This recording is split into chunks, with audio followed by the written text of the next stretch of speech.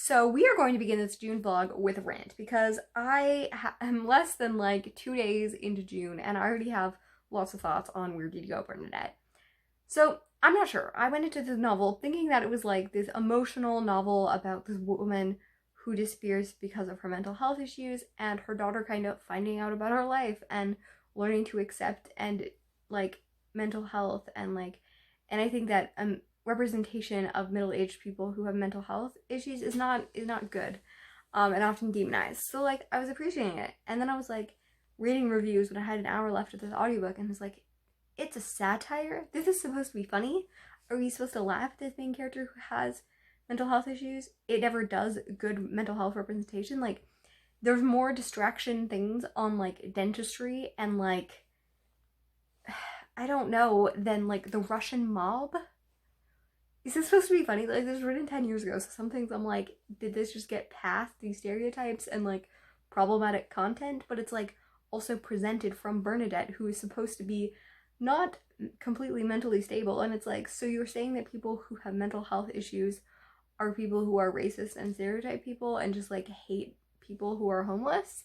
Like, so many of these views are, like, terrible. And it's like, are you trying to satirize this behavior? But like then why are you doing it through a person that like apparently is supposed to be likable and supposed to be affable and just quirky? And it's like mental health is not a quirk to begin with. Second of all, like you never actually deal with the mental health. You just have her run away, and like if you're in Antarctica around ice, your mental health will get better. That's the view that I want everyone taking that. Don't go to a psychologist, don't go to a counselor, don't have medication or seek help. Just run away. I just, it has this problematic material, but I don't know if she's trying to present it that way. Like, if this is supposed to be satire, I don't see it, and like, maybe I'm just not that smart. I don't know. Like, as someone who studied mental health and like sociology, like, I don't get what's supposed to be funny about a mother who is dealing with like chronic mental health issues and her family isn't listening to her or able to understand. But like rather than having poignancy, like nothing hit me. Like the writing wasn't bad, but the writing wasn't good either. Hello, so it's now June 3rd. I just got back from protests, which was really good. I'm really glad that even though my city is really far away from where the incident happened, that we stand in solidarity and that we support these things. And it was amazing. About 11,000 people, I think, showed up. So I'm glad that that happened in my city.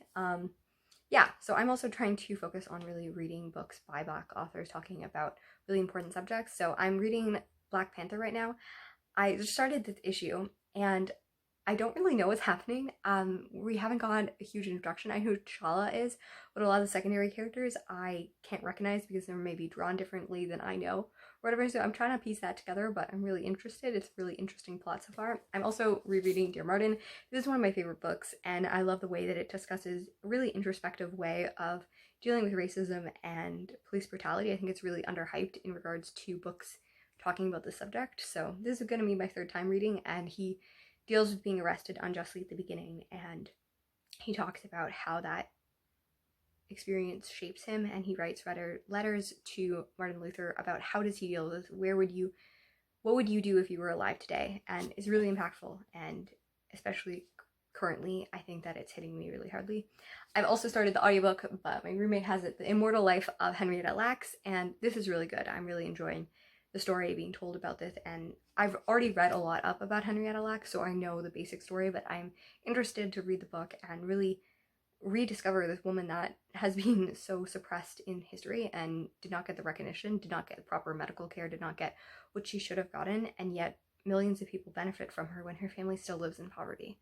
And yeah, I think her story is one that should be told more widely, so I'm very glad that I am able to begin the book. I'm only, I think, at chapter 3 on the audiobook, but I'll be listening to that before I go to bed. Anyways, I'll check in with you guys later.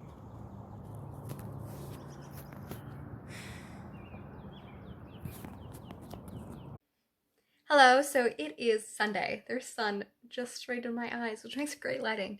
I need to film a video, which I haven't filmed anything since May, so this is gonna be fun before the sun goes down. So I have about 1 hour of the audiobook, which is about 3 hours, of Evelyn Hardcastle, and I'm excited.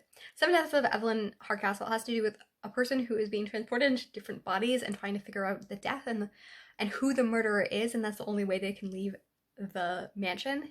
It's very interesting and I'm really enjoying it. I also went for a walk, which is why I have a flower in my hair, because I can't help but pick flowers every time I go for walks. What else do I have to say? I finished Dear Martin. I am each time more impressed by this book. I think that I get more out of the theme, symbolicness, the way that they write the characters each time. I want to do reviews for that and Henrietta Lacks, both books that blew me away and I have a lot of thoughts on.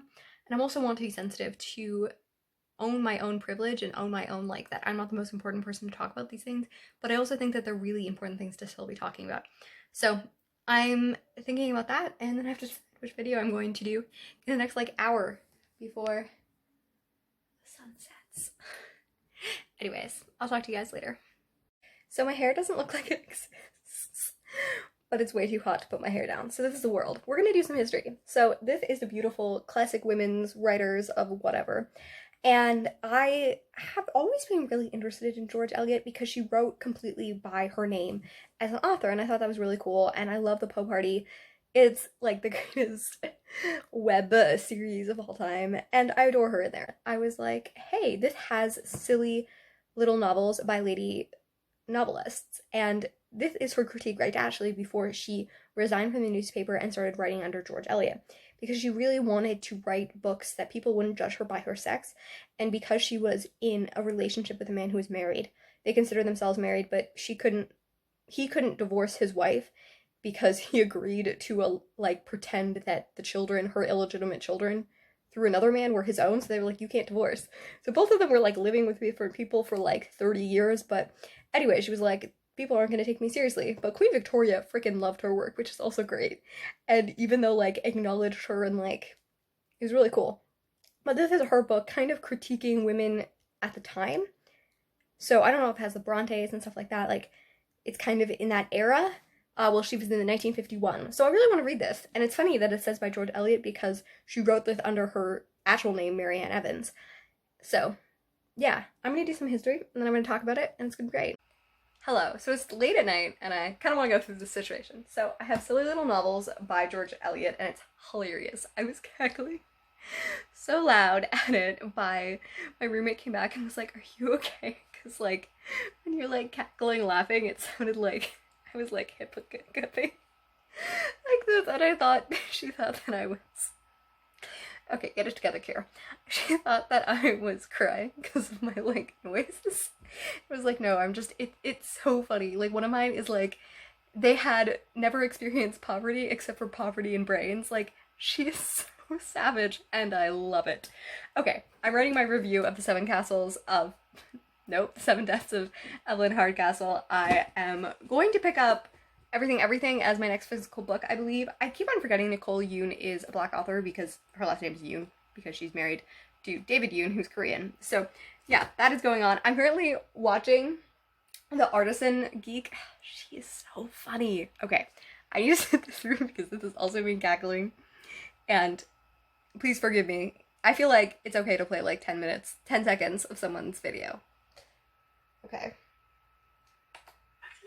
Miguel's piece of fiction concluded the story neatly. I also really liked how Lucas's part added some humor to the story. Some of the footnotes really gave me a chuckle. For instance, here when his fictionalized self experiences this, all at once he got a taste of cold tobacco, and so we lit his cigarette. And then the footnote says, check this. As I've never smoked, I don't know if tobacco has a cold taste. Like what? Besides that, it's just very... That is exactly my kind of humor. Someone was like, yes, you have the humor of like C.S. Lewis. Like, I find satirical essays from the 1950s and people talking about the cold taste of tobacco very funny. Also, her reaction is just golden. If you haven't checked her out, I would really recommend it. Really recommend her. She's a person, not a thing. Anyways, yeah, it's late. Yeah, this is my check-in for now. I'll talk about things later. You know, I think I often find myself here, 3 a.m., listening to John Green talk about the Anthropocene and the end of the world because he didn't know it was COVID yet, and taking my name and writing it out by books, because this is really what is important in life right now, I think. Hello, I am Kier. This is my name written out in little things, and this is my bookshelf. That is hopefully more done. I'm very excited. it has taken way too long because of tiredness and exhaustion and all of that to finish the organization of my books, but they're getting pretty close and I'm excited. I went to the library for the first time today in 4 months. It's been so long, about 100 days, and I'm very excited that I got to go there, and it was all safe. I wore a mask, everything was Mary Poppins themed, it was great. And I have Black Enough collection by Zaboy, and I love her novel Pride, so I'm very excited to read this book that she organized by many Black authors telling the different stories, I believe only in the US. And I also I borrowed on her own ground the story of Madame C.J. Walker, who was a woman who was the first woman in her family, or first child member at all. All of her 4 older siblings were all born in slavery, and she was the first born free after emancipation. And she went on to be the first female self-made millionaire in the United States and one of the wealthiest people during the 20th century. So pretty cool. And she did buy hair products, which were all focused on people who were Black, because hair is normally different between Black and white people and many other races. I'd say that would often be between ethnicity, one of the most recognizable things would be the texture of hair. So having, a lot of my Black friends will say that being in a place where it is mostly white, having your hair and taking care of it can often be harder because it can be cut differently and you need different products and stuff like that for it to be tended to well. So it was a really important thing, and being able to provide something that was almost seen as a luxury is also a really cool thing. Anyways, I don't know why I'm rumbling about this. I haven't really started the book yet, so I don't know all of this. This is me going on things that could be complete lies. However, I really like the title On Her Own Ground. I heard someone talking about Self-Made that stars Octavia Spencer and how it had a lot of Black eraser in it, so I'm really wanting to read the book first and get like that angle of the actual, it was written by her great-great-granddaughter, and then I'll probably watch the show. I don't know, I've kind of become disillusioned since booktube of watching a lot of adaptations. I want to make a video because I think that there's a few dozens of adaptations of books I have never watched. Like, I've never watched Crazy Rich Asians, I've never watched Little Fires Everywhere, I've never watched Shawshank Redemption, or what other books? Coraline, any Stephen King adaptations. Yeah. I was like going through just a thing and looking at all the ones I hadn't read. Most classic novels, I haven't watched their adaptations. Yeah, it's a lot. So, I should do it, but a lot of them, they ruin me. Like, what I have to do is, like, the Guernsey Literary Society and Potato Peel Society. Guernsey Literary and Potato Peel Pie Society movie. Great movie. I enjoyed the movie because I watched it first and then read the book. I always find that if I watch the book first, I enjoy it better. Anyways, other thoughts will come later when it's not 3 a.m. and I'm rambling, but I am very excited. This vlog is probably coming to an end soon, so if then I will have a summation because it's probably getting long. I'm in a car. I thought that my vlogs had long since ceased being in cars, and it's even weirder because I'm a passenger of the car. Like, this never happens. Unless I was in Britain, then I'd be in the thing. I don't know what I'm saying. I'm not funny. Anyways, my roommate has a health thing, so I came to the appointment, but I'm not allowed to go in, so I'm gonna sit in this beautiful rented car that actually smells nice, and it's just AC'd, and it's wonderful. To do some focused reading, which is good. I finished Odd One Out this morning. I have odd feelings about its representation. I'm not really sure which one's going. Other people are like, it's terrible. Some people are like, it's a masterpiece. Dear Martin is one of my favorite books. I'm kind of just like on the fence, being like, it didn't really do much for me. I have always complained about her writing. It's a little bit too simplistic for my taste, but I think that she does a good nuanced job of discussing things in Dear Martin. I read it for the 3rd time this month. However, with this book, I did not feel the layers, and I think that some of it was problematic. Some of it was much walking the line of whether it was good representation or not, depending on people's own experiences. But in the end, like, I gave it 2 stars, maybe 2.5, depending on how I feel the representation went that day, but I think that I can't really speak to it. Anyways, what do I have? I have Black Enough, which in this lighting you can actually see, which is lovely. And this is about stories of being young and Black in America. This is a collection by Ibi Zoboi. I think that's how you pronounce her name. And she is the author of Pride. I read her book, and American Street, which I'm hoping to get at the library and read soon. This is a collection of a bunch of Black authors talking, young adult authors talking about being Black. I'm really excited. There's about 20 pages per story, so I think I'm going to read one story per day. I always say that, and I fail at doing those kinds of things, but yeah, so I should have counted how many. I think that there's around 20, so I'll be done somewhere in the middle of July. I have Mockingjay because we have our book club next Friday for Ballad of Songbirds and Snakes, and I read the first two in like 4 days in the middle of May, and then everything with Black Lives Matter happened, and I kind of abandoned Mockingjay because it seemed like really not the right time to be reading an ultra white book. So I was like, okay, yeah. Especially like, you know, Katniss, I think Katniss should be Latino, or at least some kind of more olive skin tone than whitewashed in the movies, but that's up for interpretation as well. However, what else do I have to say? Anyways, I should be able to read this and Ballad of Songbirds and Snakes within a few days, but I'm going to probably start today. So I'm going to probably read a story, do that, but I'm also reading Shame on Me by Tessa McWatt, I believe her name, An Anatomy on Racism and Race and Identity. I'm forgetting the subheading. This is a book by a Guyanese Canadian, and she was born in Guyana, which is one of the most biodiverse countries in the world, which is really cool, but it's also because of colonialism. So pretty much her ancestors are, let me see if I get this right. She is native Guyanese, South American, and she is Black, she is Indian, she's Chinese, she's Polish, Jewish, French, Scottish, I think. Those are her identities. So she has identity from pretty much most major, like depending on how people divide a lot of broad racial identities, she makes up a lot of those identities. And I think it's very interesting how she says this, what identity means, the question of who are you, what are you, and how does it answer questions, and how does that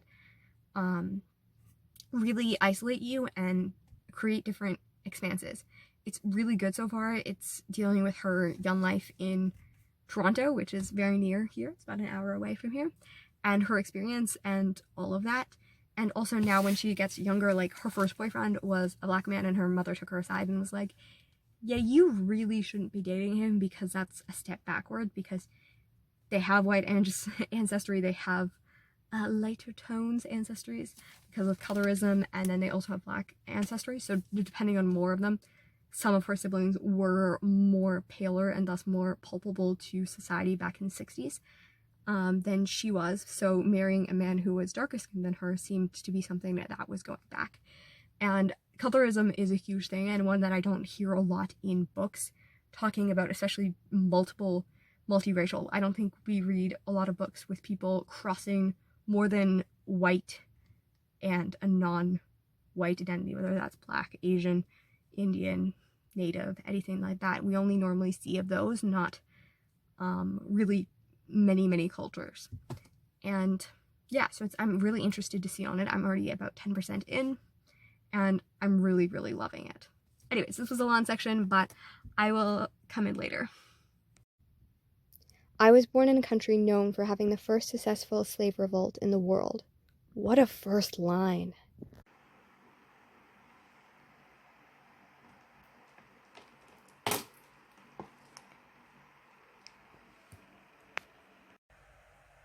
Always have great neighbors who, though you don't see them because of quarantine, they still give you baked goods. It's about 6:30 on June 26th. I woke up early after having a bad pain day yesterday, so I decided to do some characterization for the mid-year freakout tag and just kind of like do my stats at the beginning of the year. And then I've also been listening to Mum and Me and Me and Mum by Maya Angelou, and I have to say I was disappointed. It is really powerful story that she has, and her relationship with her mom is good, except for the fact that it's like 4 hours long and it skims so much. And having loved I Know Where the Caged Birds Sing, and it being such an emotional book, like I laughed, I cried, I felt it in the depths of who I am, and this book it has much of the same material, but it's like Cole's notes of it just kind of skips through, and then it skips to her later stories and like things throughout the rest of her life with her mom and her son as well. And I know the basic stats from these because of like reading her Wikipedia page. Like I know what kind of happens, even though I haven't continued on with her memoirs because my library doesn't have them. So that's something I definitely want to do because I think Maya Angelou is such an influential person and I want to read more of her work. However, this one just didn't hit the resonance because I don't know, I think I would have enjoyed it more if I hadn't read I Know Where the Caged Bird Sing. Caged Bird Sings. I always forget the beginning of how that starts. Anyways. And yeah, I was disappointed in that. I think that it could be a good avenue in for new people, although I would be afraid that they would be disappointed because it doesn't have the emotional resonance that her previous works do. But this is her last book published before her death, about a year, so maybe her intention was just kind of to look at her life as a whole and kind of summarize it without as much emotion but more with facts. And if that's the point, then she did succeed in that. She just didn't succeed in bringing something new to the table, I think. On the 28th of July, I had a really early morning today, going to bed at like 10 p.m. and getting up at like 5:30. Who does that anymore? Not me, not for a long time, but I feel really rested and I love like the quiet in the mornings. It's very nice and there's light. I finished We Were 8 Years in Power last night and I really enjoyed it. The first one was hard to get through because it's about Bill Cosby, and so pretty much it is a collection of essays that he wrote throughout each year of Obama's presidency. And he gives an introduction and talks about his feelings now. And the first one's about Bill Cosby, which I had a hard time getting through it because of that reason, because he still has this like affection for him, even when he's talking about the fact that he's disappointed in the way that as an older Black man is conservative toward new progressive things in the 21st century. But he's talking about like sitting down to coffee with Bill Cosby, he's talking about bringing his son to it, and there's like one line about the fact that he has sexual assault charges against him. And by this point, by the time it was published, he'd already had a mistrial and he was only 6 months away from being convicted and charged on multiple cases of rape and sexual assault. And it's just like, I don't want to undermine his Black conservatism and its negative effect on the Black community, but I feel like he more tarnished and tainted the reputation of like Black fathers and like figures as one of the most influential one to, you know, because not obviously, but there are definitely stereotypes about the over sexualization of men, especially Black men. So like, I feel like that really garners a conversation in how that changes one of the first Black men as a father figure to break through the mold and to become a household thing turns out to be someone who raped women. That's a conversation, and that conversation was not brought up, it was not nuanced. And I get that he wrote the first essay in like 2007, 2008, so it's like different, but like also there were still already multiple lawsuits and things against him at that time. But still, having it come out in 2017, it's hard to get through. Even though he's criticizing, there's still an affirmation there. And the rest of them I enjoyed. Not all of them were the same. I really appreciated the one about Michelle Obama and motherhood, especially Loving Becoming is one of my favorite books this year. And so I loved his, back in like 2009, just like inspiration for her and how much he admires her, which is great. And what else do I have to say? I liked that he both criticized as well as honored Obama. He didn't try to paint him as all good or all bad, and he took the nuances of how the fact that Barack Obama talked least about race than any president in like 30 years before him, and about how he had to be conservative and he had to be twice as good as any other person that was going to go. And then he talks, and in the epilogue talks about Trump and how he has to be like half as good as anyone, and Obama had to be twice as good. And I think that's definitely a good conversation to have. And especially since this is an election year, I'm Canadian, so it's not really, it does affect me because like that, I remember 2016 being the first year that like politics of the US really informed my life. Like I remember I watched Obama's, I was gonna say coordination, sworn inauguration. We don't have inaugurations because being prime minister is not a role.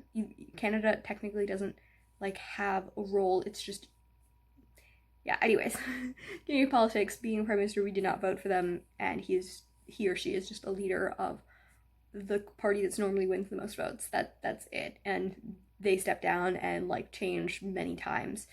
And that's not really a big deal because it doesn't change anything in our politics. So I don't understand the like adoration to the same degree because our prime minister does not have much more say than the average person, other than most people in his party or her party will agree with him. Yeah, anyways, so I remember watching that and being very like knowing how significant it is, but I wasn't very involved or knew much about politics of the US when I was in high school, and that was when Obama was there. So yeah, I really enjoyed it, and I think that. So this is my genuine reaction to the end of When We Were Everything. You can see that tears have gone through my makeup.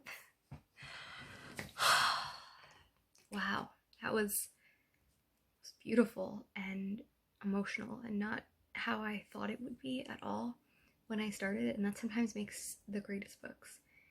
It's so interesting because the main character, Cleo, is so problematic, and it's even brought up near the end when a character talks about loving the Secret Garden, which is known for having a very, very problematic main character, and how that is not directly said to be her, but it's through the monologue, and through that is very evident that it is about her. And she doesn't take as much onus for her actions that are terrible, like she cyberbullies, she says a lot of hateful things, and especially pointing at things like a speech impediment, which is something that I have as well. So I think I personally take Layla's side so well with that, because I relate to being made fun of and being laughed at continually for my speech impediment. But I do think it's a beautiful story, even if I don't 100% behind the protagonist. It is still something that I love, and I don't want to spoil this, but the ending of La La Land, that is beautifully poetic for those reasons. I think that this gives a certain way to that. It is a beautiful ending, just why that movie is so brilliantly emotional. It's not a special story in its own right, but because of the ending, it is so special. And in many ways, it's the kind of book that I want to write that does. Throughout, there's conversations about Shakespeare and about that and about expectations and us putting too much onus making them. And I love this because the main characters are, well, not the protagonist, and has an ex-boyfriend who she broke up with, and they're actually friends, and it's the healthiest exes I've ever seen, and it makes me so friggin' happy. But at one point she asks them why they broke up, and he kind of talks about how he had all these expectations and thoughts about who she was before he met them, and then he had expectations of who he would be with her, and as long as their relationship continued, he realized that she was really awesome, but not in the way that he thought he was, and he wasn't the person he thought he would be with her. And since this also deals with her parents going through a divorce, her friendship ending, and so many, and like also even the aftershocks of her grandmother dying, and then how that still bothers her years later. It's such an intimate and complex. So many stories take things and they hyper focus on one relationship or two relationships, and this takes so many different nuances. Like, she has a full cast of characters, even though she gets, like, the thing I hate about her is that she gets so territorial. Like, she spends a lot of the time believing that she has to be that person's only thing or it's not okay. And I do love that throughout the end she realizes that it's okay for other people to have relationships that aren't with her and to have relationships that are separate from her, but she's also still learning. It's a really realistic look at friendship and family and relationships, and the fact that, like, there's always a different story, and just because things end doesn't mean they aren't beautiful or they aren't special. So this is my end of my June vlog. It is June 30th right now at about 5:30 p.m. and this has been a beautiful half of the year, even in reading, not in world events, but I am really appreciating the time that I've had. And yeah, I don't know if I have any thoughts on more on the books that I read this month, but it was a good month.